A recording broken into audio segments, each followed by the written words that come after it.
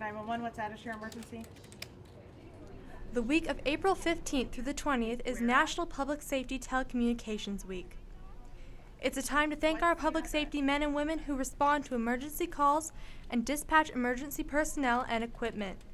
To start off the celebration, we took a trip down to the local dispatch center to ask for their thoughts about the job.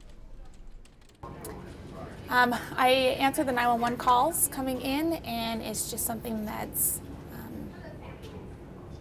helpful for the community, but that's just not out on the streets. The Regional Emergency Communications Center is the largest of its kind in northern Nevada and the primary link to public safety services in Reno and Washoe County.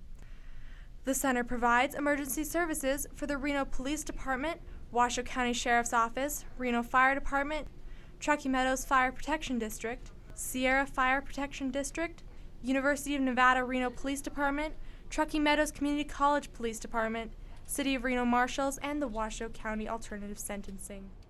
So we kind of figure out what's happened, what it is they need, whether they need police, fire, or medical, where they're at, and then do the best we can to get the information we need to send both the proper response as well as enough response.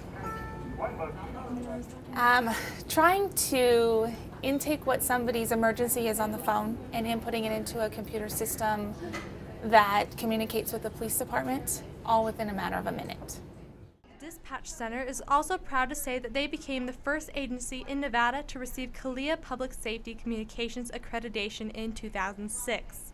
This grueling process involves passing the 212 established standards required to achieve accreditation. In order to preserve this status, they make sure that all new and incoming dispatchers are prepared to handle the daily stresses of the job.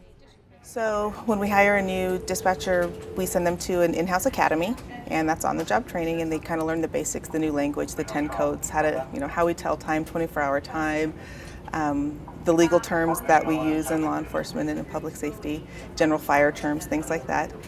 Once you're done or you graduate from your academy, you're assigned a trainer and you begin your one-on-one training with your trainer in your first position. And then over the course of the next 18 months, we continue to train you in the various positions, both phones and radio positions that we work throughout the room.